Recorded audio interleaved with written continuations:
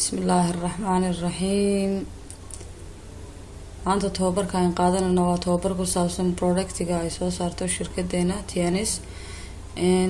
Daawada aan qaadan doono waxa weeyaan zinc haddaan sharaxno zinc waxa weeyaan waa cunyo nafaqeeya oo ku jira jirkeyna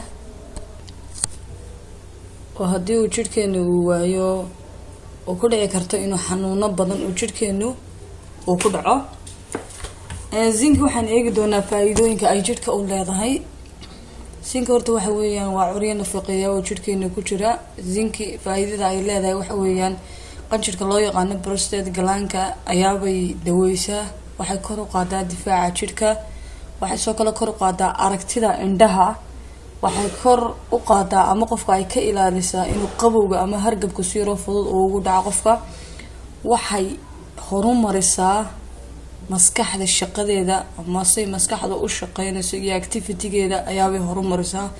waxay u fiican tahay caafimaadka maqaarka iyo quruxda maqaarka. waxay soo kale horumarisaa dhadhanka iyo urta. dad badan waxa jira waxna aan urin waxna aan dhadhamin iyo dad waxna dhadhamiya waxna uriyo laakiin ay ka yar tahay baa jirta uryahan uu ka yariyay. saa daraadeed qofka dhadhankiisa iyo urta inuu sankiisa wax ka uriyo ayaabay horumarisaa.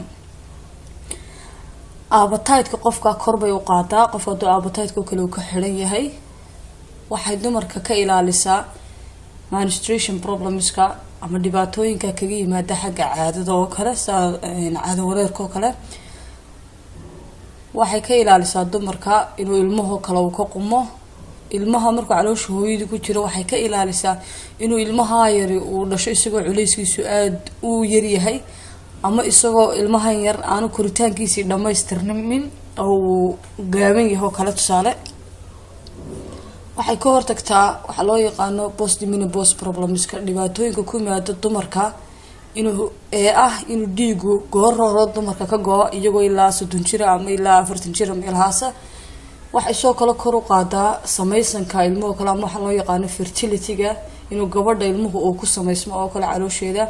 waxaana aad ugu fiican tahay oo ay la dagaalantaa daawada zinc loo yaqaana kansarka xanuunka la yiraahdo. dosage-ka hadaba loo qaadanayo ama sida loo qaadanayo waxa weeyaan zinc qofkii hadduu uu ka wan yahay 10 jir wuxuu qaadan karaa 4 capsules twice a day. maalinkii wuxuu qaadanayaa 4 capsules subaxiya iyo 4 capsules habeenkii. haddii uu qofku uu 10 jir ka yar yahay uu ilmo yar 10 jir ka yar uu yahayna zinc wuxuu ka qaadan karaa 2 xabo subaxiya iyo 2 xabo habeenkii ayaabo zinc ayuu ka qaadan karaa. sadarkiisaan 2 jeer buu markaa maalintii uu qaadanayaa.